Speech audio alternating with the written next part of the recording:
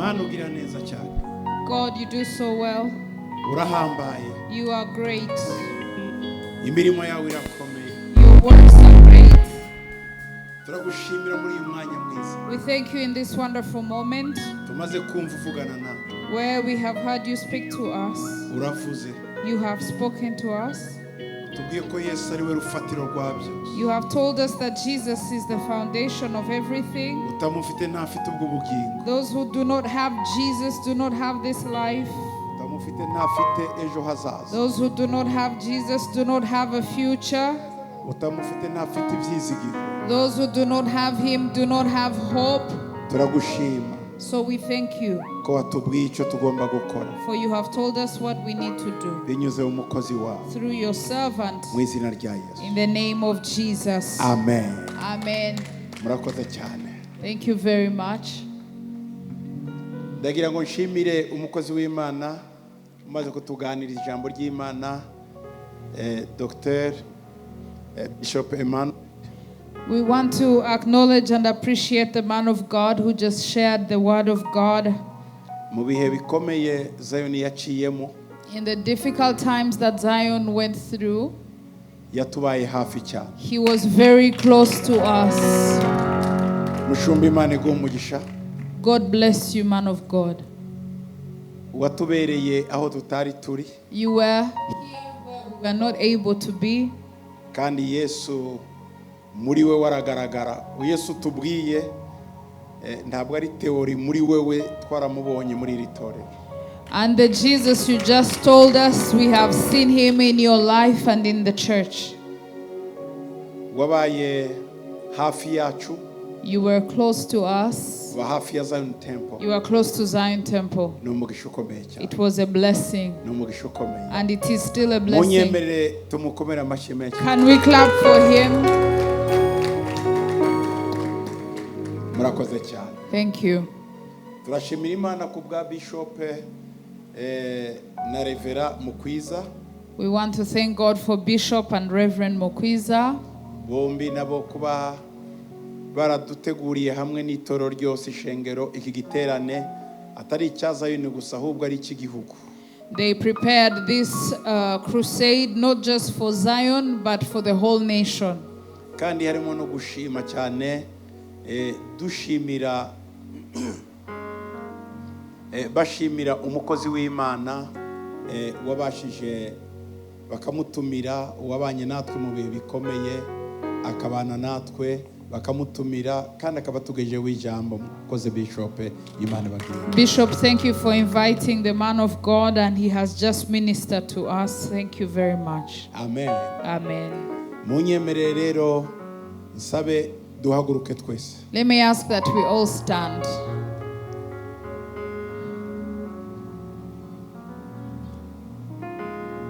Navuze ubutumwa hano mu Burundi mu mwaka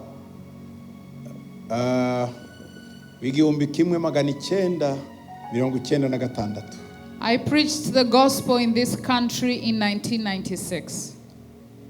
Iyi ni imyaka 30. This is 30 years now. Icyo gihe igihugu cyari mu maguma akomeye.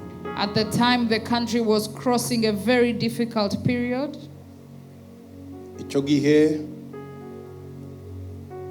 hari intambara hari bibazo mu Burundi. There were so many challenges and so many battles to fight here in Burundi. Icyo gihe turasenga. We prayed. Turasenga. We prayed that time.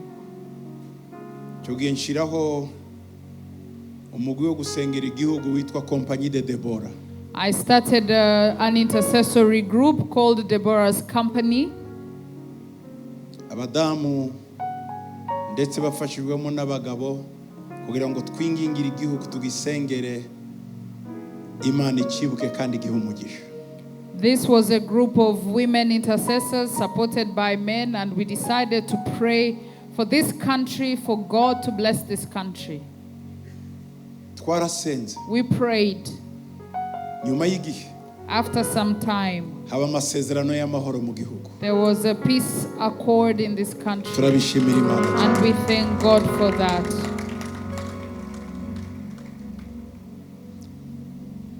Hakinanira Imana iyo twasenze. Nothing is too hard for God when we pray. Hakinanira Imana iyo twahamagaye izina ryayo. Nothing is too hard for God when we call upon His name. Kuva muri 1996 Since 1996, nakomeje nza mu Burundi dusenga duhamagara Imana tuganira ijambo ry'Imana. I kept coming back to Burundi to pray, to preach the word of God, and to call upon His name. Kugeza muri 2014. Up to 2014. Icyo gihe muri 2013 twari twimukiye muri Amerika n'umuryango. In 2013, we had moved to the US with the family. Kuva icyo gihe niyo turi. And that's where we have been since then. Dukomeza tugenda tuvuga ubutumwa hirya no hino ku isi. We keep moving all over the world, preaching the good news. None hashize imyaka 12. It has been 12 years. Turi muri 2026. We are now in 2026. Imana yongeye kutugarura muri iki gihugu. God has brought us back here in this country. Nyuma y'imyaka 12. After 12 years. Ndizera neza ko I believe Yamana iracyari Yamana. the same God is still the same God today. Yamana idahinduka iracyari Yamana. The God who does not change is still the same God. Yamana y'abarundi iracyari Imana y'u Burundi. The God of the Burundians and Burundi is still the same. Yamana yagize ikivuga kuri iki gihugu iracyavugana no. The God who spoke something then, He will speak something today. Yamana yahamagaye u Burundi kabwinjiza mu muhamagaro iracyahagaze na n'uyu mwana. The God who called Burundi then and led Burundi in its calling will do the same today. Yamana ifite amasezerano ahambaye ku Burundi iracyakora kandi yiteguye kuyasohoza. The God who has great promises for Burundi still works and He will bring it to pass. Ndagira ngo mbabwire abarundi aho muri mwese Imana yanyu iri ku ngoma. Imana iracyavuga kandi Imana irakomeye. I want to tell the Burundians that your God is still God. He still speaks and He still performs His word. Abarimo bangurikira haba kuri televiziyo, kuri radio ndetse no ku mbuga zitandukanye. Imana y'u Burundi nizima irakomeye. Those who are following on TV, on radio, on social media, every Burundian following, the God of Burundi, the God of Burundians is powerful. Ndagira ngo mbwire n'abanyamahanga bari mu bihugu bya kure duciye mu ndimi z'amahanga ngo Imana y'u Burundi irakomeye, ni Imana irahari. And I want to speak to those who don't understand our local languages, telling you that God of Burundi is powerful and He still works and He still performs His word. Hari ibyo Imana yavuze kuri iki gihugu. There are things God spoke over this nation. Naje kugira ngo twongere tuyibutse kugira ngo isoze ibyo yavuze. I have come that we remind Him so that He fulfills what He said. Naje kwifatanya n'abarundi n'abarundikazi ngo twibutse Imana yavuze kuri iki gihugu. I have come to partner with Burundians that we may remind God what He said over this Ndagira nation. ngo duhamagare Imana y'amahoro, amahoro yuzura muri iki gihugu, ku mipaka y'iki gihugu, amahoro yuzura mu Burundi. I want us to call the God of peace, that peace may surround this nation, fill this nation, all over its borders, that peace will flow. Tugiye gusabira Burundi kugira ngo Imana imanure imigisha, imvura y'umugisha muri iki gihugu. We are going to pray for Burundi that the rain of blessing may fall upon this land. Tugiye guhagarika imbaraga z'umwijima ziri mu kirere, imbaraga z'intambara, imbaraga z'inzara, imbaraga za ruswa zihagarare muri iki gihugu kuko ni igihugu cy'amasezerano. We are going to bind the power of hunger, the power of famine, the power of war, the powers that bring darkness, corruption. We will bind them in the air and it will not work and perform anything in this land. Umuntu wese urya ruswa muri iki gihugu Imana imurebe kuko abarundi bakeneye kubona Imana, bakeneye kumva Imana ivuga, abarundi bakeneye kurya, bakeneye kuryama, bakeneye guhaga. Tugiye kubwira Imana ngo imanuke muri iki gihugu. And everyone that is taking corruption, we are going to pray that God may see them and deal with them, because Burundians need to eat, Burundians need to sleep in peace, Burundians need the power of God in this Abana land. abarundi bakeneye kunezererwa n'ibyo Imana yabahaye. Mufite ubutare, mufite ibibira, mufite amazi, mufite Tanganyika yuzuyemo amafi. Kuki mutarya amafi ya Tanganyika?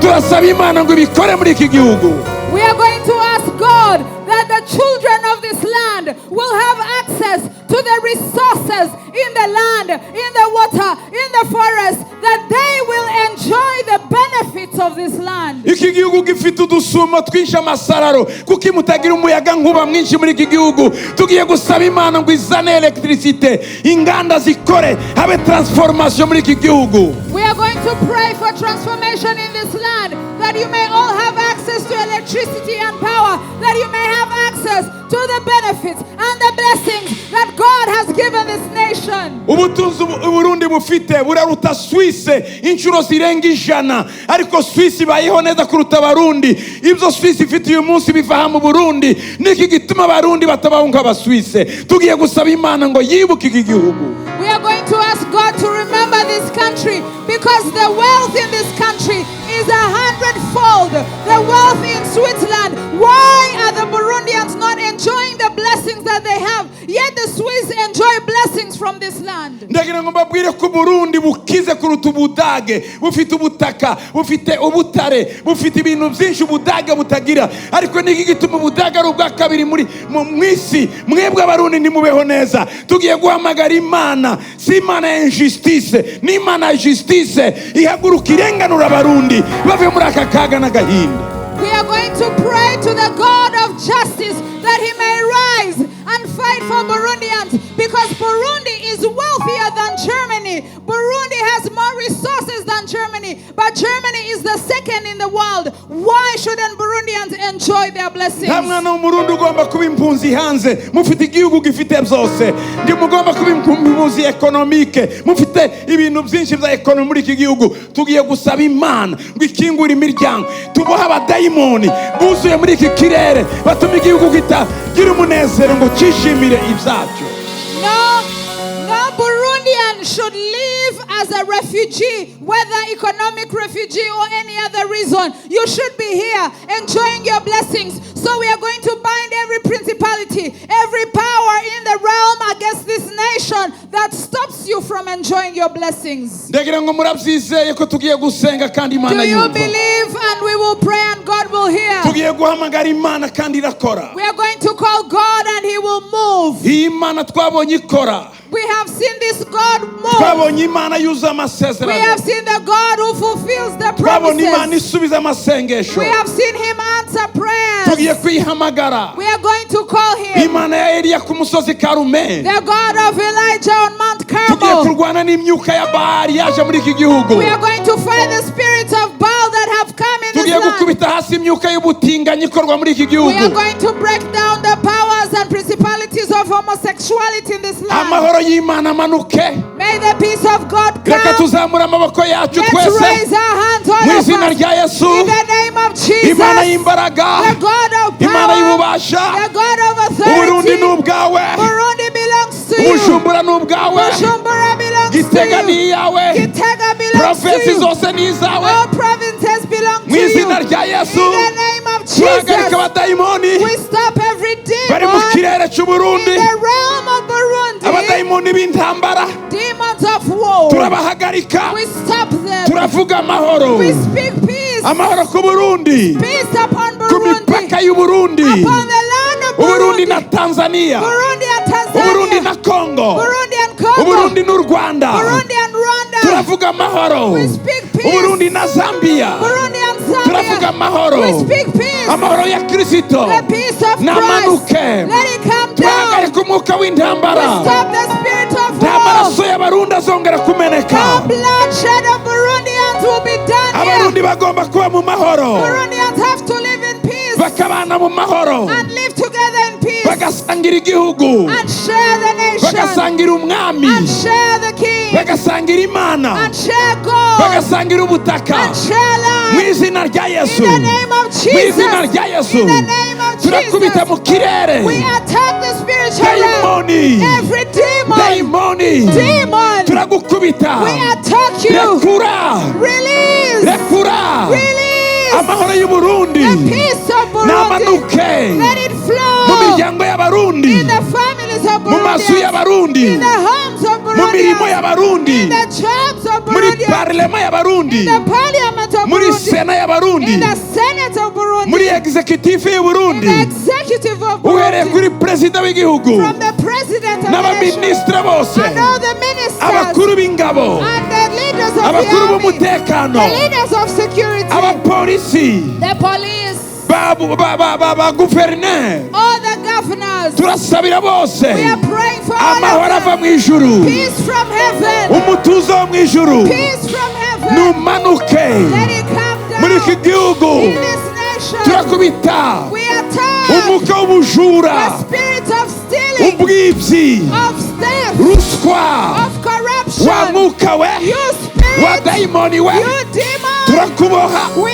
bind you. turakuboha We bind turakuboha you. We bind you. mu izina rya yesu In the name of Jesus. rekura Release. rekura Release. umutungo ugera kuri buri murundi wese Let wealth reach every buri Burundian. murundi wese abona amarongo Let every Burundian have babona icyo resources. kurya n'icyo Let kunywa them have food and drink. abana bige Let the children be amazu educated. yubakwe Let houses be built. abantu bayabemo Let people live mu in izina rya houses. yesu In the name of mu Jesus. izina rya yesu In the name of Jesus. umwuka wa ruswa The spirit of corruption. turawukandagira We trample on it. turawusenya We break it. turawusenya We break mu it. izina rya In yesu the name of umwuka Jesus. w'ubusambanyi The spirit of adultery and muri iki kirere fornication. cy'uburundi In the spiritual realm of Burundi. turawuhagarika We stop it. umwuka wo gusenya amago The spirit of divorce. mu izina rya yesu In the name of Jesus. turawuhagarika We stop it. umwuka The w'ubutinganyi spirit of iyo homosexuality. bwe mu mitwe yayikukana We attack those demons. turayikura mu burundi We remove them from Burundi. abarundi bubake Let Burundians have strong abana marriages. n'abagore babane n'abagabo bose amahoro Let the men and the women live in peace. amahoro y'imana nagwire Let the peace abound. amasezerano yuzure Let the promises be fulfilled. ibitangaza bibe Let miracles mu happen. izina rya yesu In the name of Jesus. amashyi menshi n'impundu nyinshi ku mwana Love for Jesus. haleluya Hallelujah. haleluya Hallelujah. tugiye kureba hariya hakurya twese Let's all face the east. twerekeza amaboko hariya hakurya Let's stretch our hands to the east. hariya mu iburasirazuba In the, ni side muri side the hariya south. The south. tubwire muri side Let's face the south. subiramo ngo rekura Repeat, release. rekura Release imigisha y'imana the blessings of God mu burundi in Burundi. wa mpwemu mbiwe All you terrible evil spirits uri muri side in the south, rekura release mu izina rya yesu in the name of Jesus. abamarayika b'imana The angels of God bafite imigisha y'uburundi that have the blessings of muri Burundi side in the south. nimuze Come in. kaze Come in. kaze Come in. kaze Come in. kaze Come in. reka duhindukire turebe muri nord Let's face the north.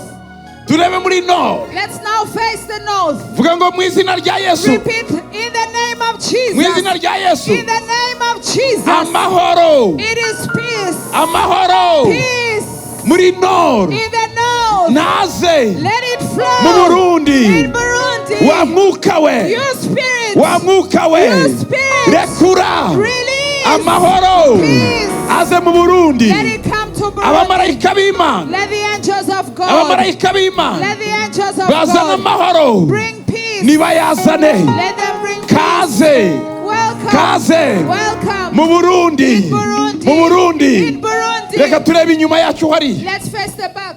hari East. hariya ni muri este That's the east. este East. hamagara avuga ngo bwiza Go. bw'imana Glory of God.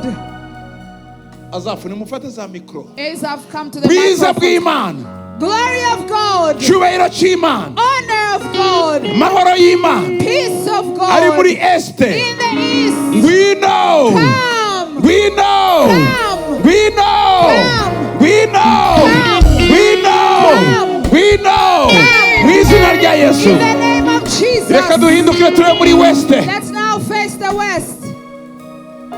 mu izina rya yesu In the name of Jesus. inzara nishire Let hunger end. abarundi barye bahage Let Burundians eat and be full. baryame basinzire Let them sleep and have peace. umutekano uze Let there be security. amahoro aze Let there be peace. rekura Release muri weste in the west. nihaze amahoro Let there be nihaze ibyishimo Let there be joy. mu izina rya Yesu. In the name of Jesus. Haleluya, Hallelujah. haleluya.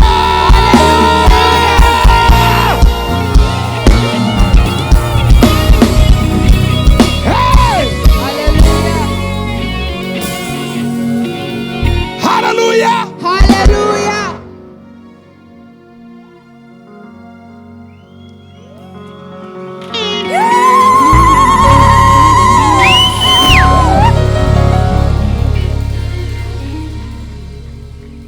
Haleluya. Hallelujah.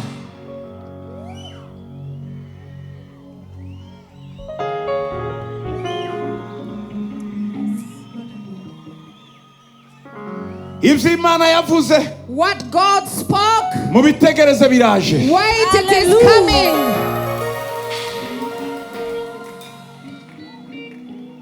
Mubyitege biraje. Wait for it, it is coming.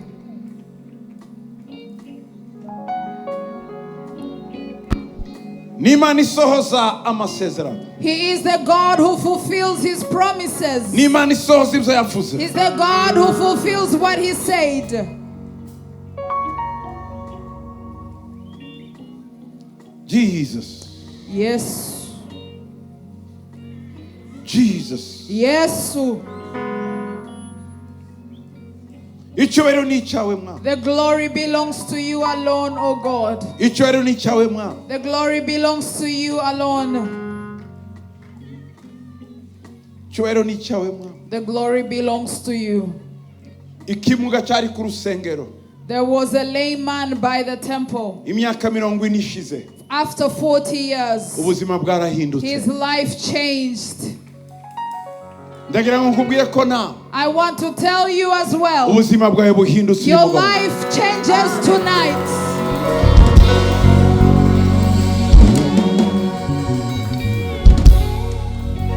Imana ntireba uburebure bw'ikibazo cyawe, irareba isaha yayo yo gukora ku buzima bwawe. God does not see the length of your problem, but the hour of his work in your life. Ndabasaba muri uyu mwanya In this moment I ask, mwigire hano gahoro gahoro. please come forward slowly. Uje kuzana akantu kawe niba ufite agasakoshi. If you have a Just handbag or come anything, forward. please come forward. Ngiye gusengana namwe kuko ijambo mwaryumvise. I Ngiye want to gusengana namwe pray. muri uyu mwanya. I'm going to pray with you because you have heard the word. Imyaka 40 irarangiye. 40 years have come to an end. Uyu munsi Today, ntabwo ari Petero na Yohana, today it's not Peter and John. hari Paulo, hari Emanueli. There is Paul, there is No, Emmanuel. mubareke bigira aha, Let mubareke them come, let them come, let them come. Okay. You can Ntimukandagire izo stop nsinga. Careful, careful. Good. Uyu munsi Today, Yesu yasize abandi. Jesus has left everyone else. Yasize Emmanuel. He left Emmanuel. Yasize Paul. He left Paul. Yasize Laura. He left Laura. Ngo bakubwire. To tell you. Ngo bakubwire. To tell you Ngo imyaka 40 irahagije. that 40 years are enough. Hallelujah! Hallelujah. Hallelujah! Hallelujah. Vuga ngo enough is enough. Enough is enough. Subiramo. Enough is enough. Enough is enough. Subiramo ngo birahagije. Birahagije. Ibyo nciyemo. Ibyo nciyemo. Uyu ni umunsi wanjye. Uyu ni umunsi wanjye. Wakubohoka. Wakubohoka.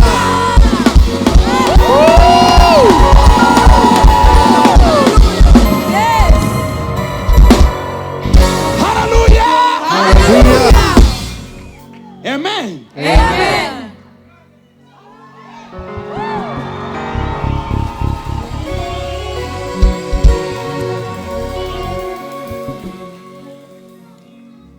Batubwiye ijambo The word has told us ngo cyakimuga the lame man cyari kizi ko bagikorera nk'ibyo abandi bahora bagikorera.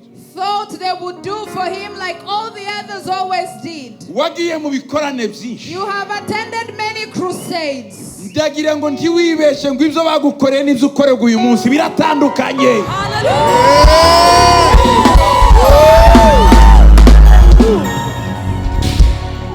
I don't want you to think that what they have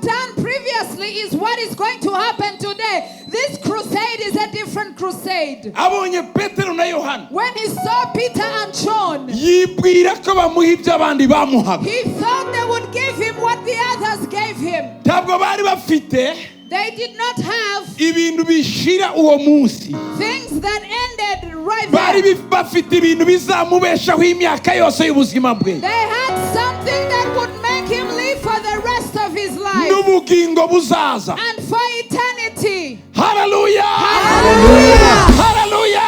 Hallelujah. No, uyu mugoroba Tonight, sivyo umenyereye. it's not what you are used to.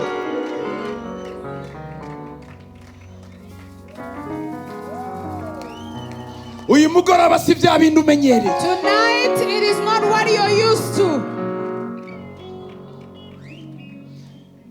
Abakubonye ucumbagira uyu munsi barabona ugenda.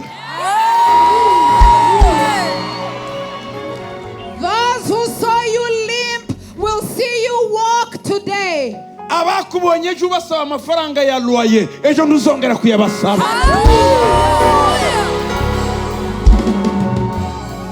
Those who saw you beg for money to pay your bills, your rent, they will not see you beg anymore. Abakubonye udubura mu ishuri ntibazongera kubona udubura mu ishuri. Those who saw you retake your classes will never see you retake classes again. Haleluya! Hallelujah. Abakubonye wandika usaba akazi jelonere ntibazongera kubona amajelonere yawe. Those who saw you apply for jobs upon jobs will not see you apply again. Abakubonye uri umuseribateri ejo. Those who saw you single, Hey, haleluya! hallelujah, Bazakubona uri iki? they will see you. Mariye, They will haleluya! see you married.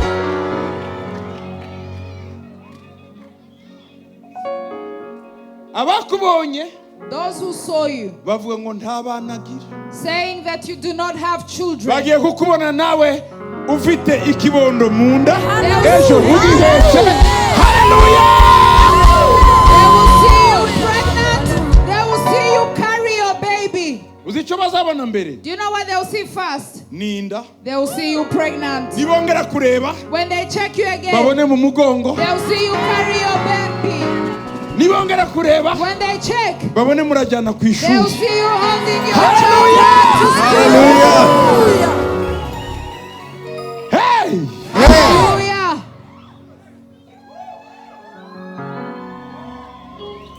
Inkuru igiye guhinduka Your story is about to change kuri wowe in your life no kuri iki gihugu. and upon this nation.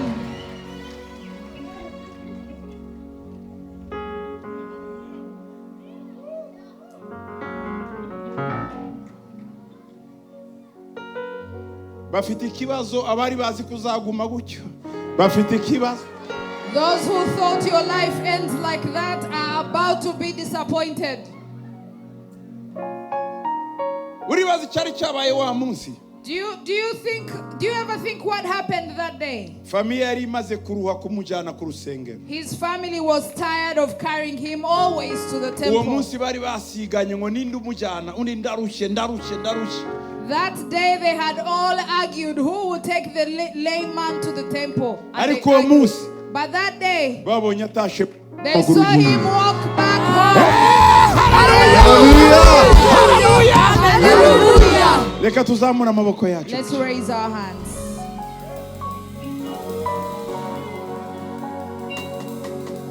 Urakoze Yesu. Thank you, Jesus. Urakoze Yesu. Thank you, Jesus. Urakoze Yesu. Thank you, Jesus. Ugiye guhindura amateka yawe. You are about to change our lives. Ugiye guhindura ubuzima You are bwawe. about to change our history. Ugiye guhindura histoire You are yawe. about to change our story. Hallelujah. Hallelujah. Amen. Amen. Ibyabaye What happened kuri rwa rusengero wa munsi at the temple gate? ntibirarangira biracyakoreka It has not ended. It's still happening kuko byakozwe n'umuntu umwe because it was done by one man. witwa Yesu. His name is Jesus. Yesu Jesus ni muzima, is alive.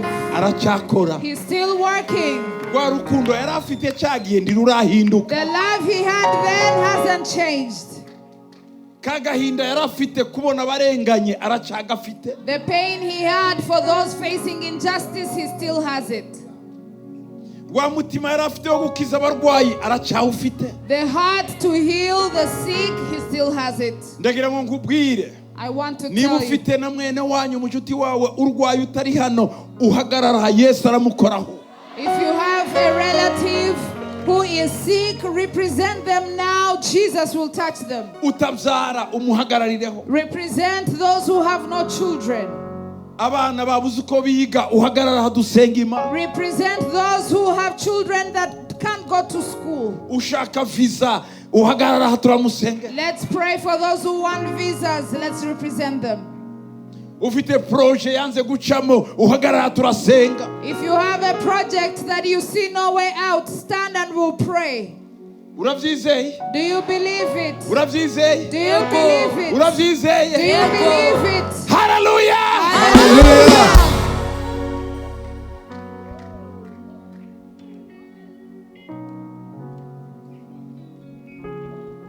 Ndabona Imana, ukuboko kw'Imana I hanga. see the hand of God in this place. Ndabona hari ikimana imiko. I see God doing something in this place.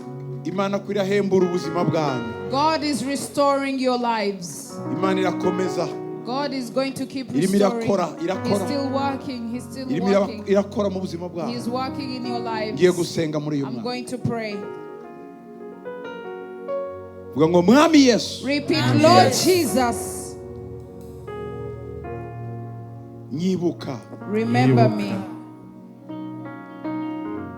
ndi umunyabyaha. I am a sinner. Mbabarira. Forgive me. Ngirira neza. Show me your goodness. Uyu munsi Today, umpindurira ubuzima. change my life. Nkoraho. Touch me. Mwami Yesu, Lord Jesus, nkiza heal me. indwara zose. Every illness, Nkiza heal me. ibibazo mfise byose. From every problem I struggle with. Mu izina ryawe Yesu, In your name, Jesus, ndakiriye I receive igitangaza cyane. your miracle. Ndakiriye I receive isezerano the wansezeranye promise you've given me. uyu mugoroba. Indwara mfite yose Every disease I might have, ndagushimiye kuyikijije. I thank you for you have healed me. Ibibazo mfite byose Every problem I might have, urakoze thank you ko ubikemuye. for you have solved it all.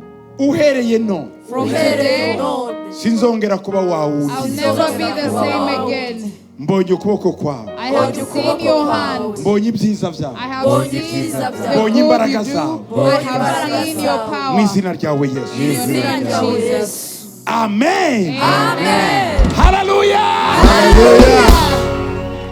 Tugihagaza. As we are still standing, Mbega ibintu byiza. how wonderful. Hallelujah. Hallelujah. Hallelujah. Hallelujah.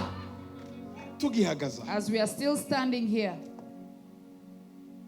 Waje uyu munsi you came today kugira ngo Yesu agukorere for Jesus to do something in your life. agukorere igitangaza. For Jesus to perform a Sibyo? miracle, right? Hari ikindi gitangaza gikomeye agiye gukora. But there is a greater miracle he's about to do. Niba utarakira Yesu If you haven't received Jesus ngo ukizwe nk'umwami n'umukiza wawe, and to be saved and accept him as your Lord and Savior, wewe ngiye kugusengera ibintu special. I'm going to pray for a special blessing. Zamura ukuboko kwawe I ask tugusengere that you ukizwe raise your utarakizwa. hand. If you haven't received Christ, raise your Komeza hand. uzamura ukuboko kwawe. Please raise your Komeza uzamura hand. ukuboko Raise kwawe. your hand. Komeza uzamura ukuboko kwawe. Raise your hand. Mubanyemerere bigiraho imbere gatoya. Let's give Uwo them wazamuye mu space. mumpera inzira yigira Can we hano. give space to those who raise their hands? Abandi mugumaho muri ariko mubampera akayira. Let's give Ngwino them hano. space. Ngwino hano, gumaho wewe. No, gumaho papa, gumaho. Let's stay there. Those who want to receive Jesus, Niri come inyuma forward. mubaha inzira. Even those at the back, please Ngwino. let them pass. Ngwino. Let them Mumumpera inzira. pass. Komeza uzamure ukuboko baguha inzira. Let them pass and come forward, please. Nuhagera uzamure ukuboko kwawe. Abaraha komeza uzamure ukuboko kwawe. Keep your hands raised if you're standing Shimwa here. Yesu. We thank you, Icyubahiro ni Jesus. icyawe We Yesu. give you glory, Icyubahiro ni Jesus. icyawe Yesu. Hallelujah. Mubaha inzira Let's give ngabariya. them space. Let's give them Mubampera space. inzira. They want to come forward. Mumuha inzira. Mwe mwigira inyuma gatoya. Abo ngabo bagiye gukizwa mubareke bigiraho imbere. Okay. Komeza uze. Let's Nawe hari inyuma urahari? Bakurekuze ngwino vuba If vuba. you're still at the Vuba back, vuba. Vuba vuba. come forward. Shimwa please. Yesu. We thank you, Jesus. Shimwa Yesu. We thank you, Jesus. Harundi uri hari inyuma tutabonye bamuha inzira someone zamura else ukuboko at the kwawe back? aho uri. Zamura ukuboko kwawe kuko uyu ni umunsi udasanzwe. This is a special day. Hari Raise icyo your Imana hand. igukorera uyu mugoroba. There is something God will do for Zamura you. ukuboko kwawe. Raise your hand. Zamura ukuboko kwawe. Raise your hand. Birashoboka ko wari warakijwe kera ubivamo. Maybe you got Yesu arashaka saved. ko wongera kandi kurenuvera wongera kugaruka. Maybe you got saved and Mwisezerano. backslid. Zamura Jesus nawe wants ukuboko to ngwino. renew the Ngwino covenant with komeza you. wigire hino ngwino. If you want to renew your Ngwino covenant with ngwino. God, Amen. come forward. Bakureke Come forward. zamura ukuboko Raise your mumurekaze. hand. Raise your hand and come forward. Okay. Igira hino. Come Yego forward. mumuha inzira. Give them Mumuha inzira. space. Give them space. Reka abandi tubakomera amashyi menshi cyane. Let's clap for them. Oya, ntabwo numva amashyi yanyu. Ntabwo nyumva. Okay. Reka mbere kuko tugiye gukora. This is what we are going to do. Mwaje gukizwa. Those who are here in front. Those who are at the back. Urutoki rwawe rumwe. One hand. Cya-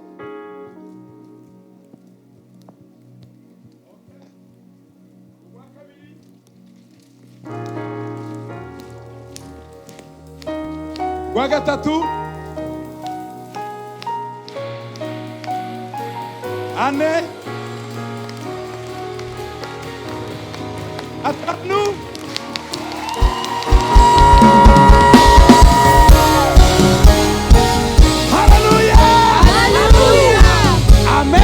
Amen. Aba baje imbere gukizwa. Those who have come forward to get saved. Reka dusengane nabo. Let's pray with them. Turi kumwe Are we together? tubafashe. Let's help them. Subira humiriza usenge uvuge ngo mwami Yesu Close your eyes Mwami and pray. Yesu. Lord Jesus, ndi umunyabyaha. I am a sinner.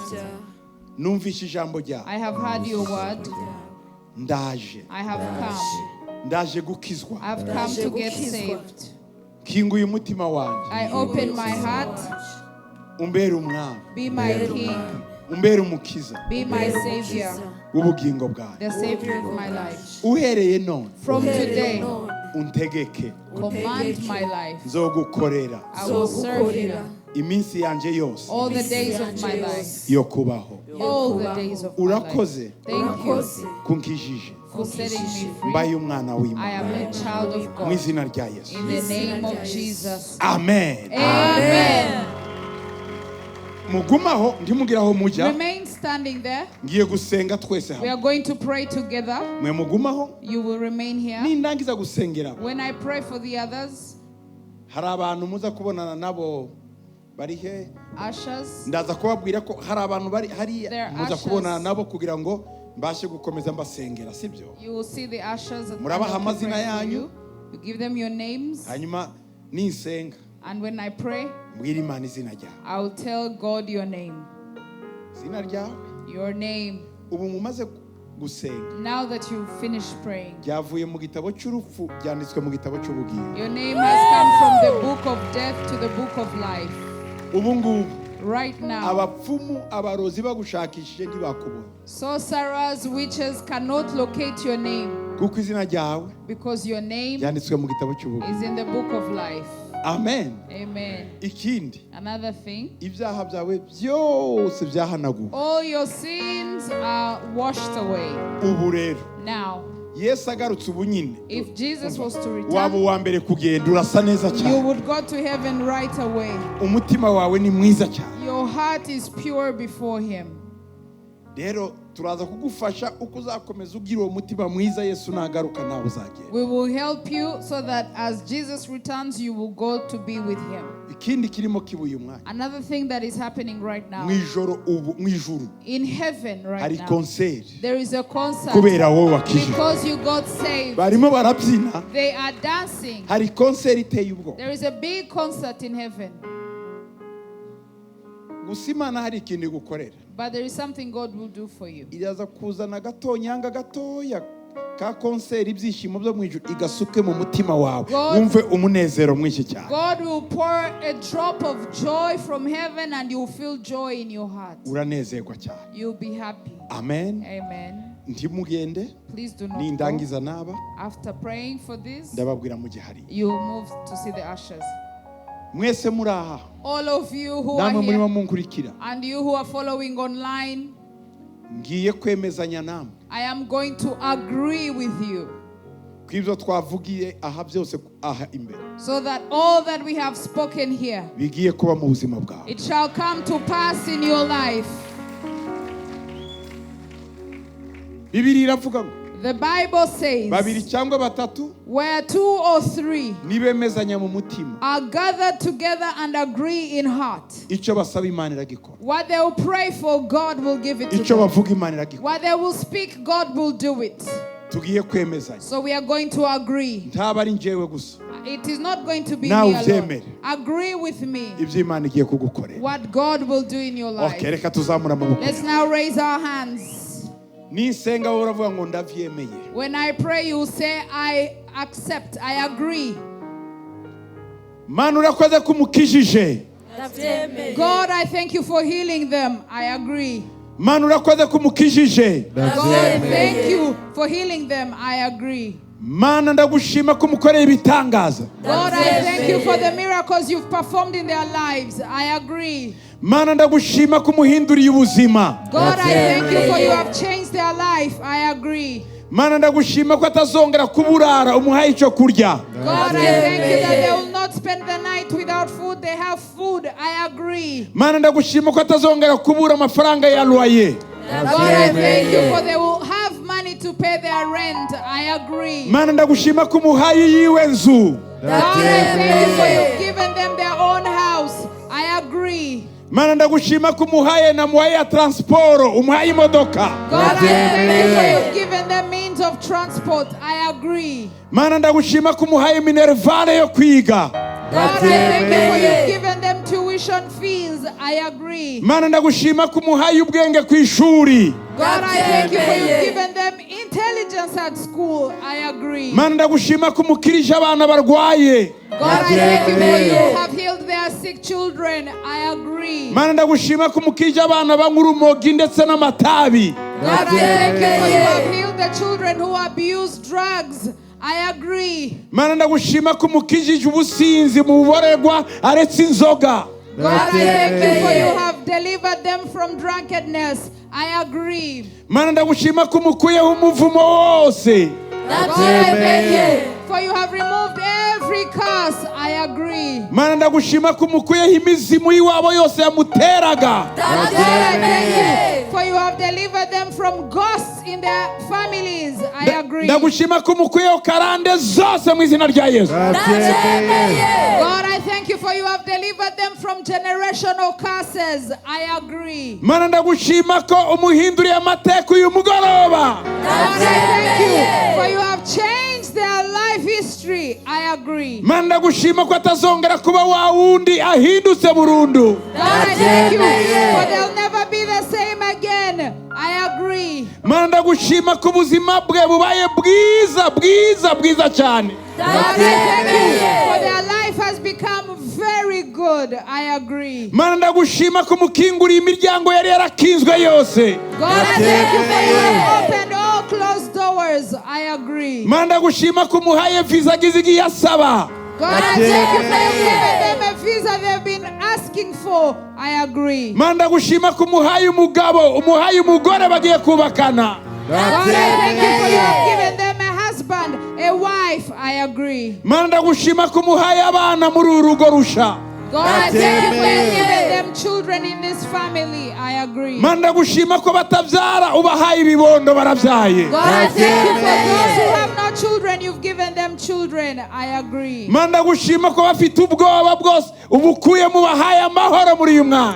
God, I thank you. You have taken away all fear and given them peace. I agree. Mana ndagushima ko bishuriye amadeni yose bari bafise. God, I thank you for you have paid all their debt. Mana ndagushima ko uhereye none ukomeza kubibuka kugeza ibihe bitazoshira. God, I thank you for from today you always remember them to eternity. Twese tuvuge ngo amen. Let's Amen.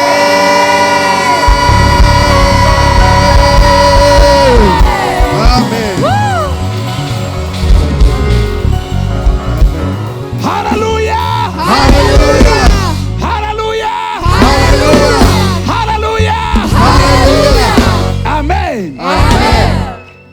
Mwami Yesu urakwiye icyubahiro. Mwami Yesu urakwiye icyubahiro. Mwami w'abami urakwiye icyubahiro. Mwami Yesu urakwiye icyubahiro. Mwami Yesu urakwiye icyubahiro. Mwami Yesu urakwiye icyubahiro. Cyubahiro. Icyawe. Cyubahiro. Icyawe. Bahiro. Icyawe. Aya mashi. Nayawe. Amashi. Nayawe. Izo mpundu. Impundu. Izawe. Impundu. Izawe. Impundu. Izawe. Amashi. Nayawe. Amashi. Nayawe. Amashi. Nayawe. Mwami Yesu urakwiye icyubahiro. Mwami Yesu urakwiye icyubahiro. Mwami Yesu urakwiye icyubahiro. Mwami Yesu urakwiye icyubahiro. Mwami Yesu urakwiye icyubahiro. Mwami Yesu urakwiye icyubahiro. Cyubahiro. Icyawe. Cyubahiro. Icyawe. Cyubahiro. Icyawe. Cyubahiro. Icyawe. Ayo mashi. Nayawe. Ayo mashi. Nayawe. Ayo mashi. Nayawe. Ayo mashi. Nayawe. Izo mpundu. Izo mpundu. Izo mpundu. Izo mpundu. Izo mpundu. Izo mpundu.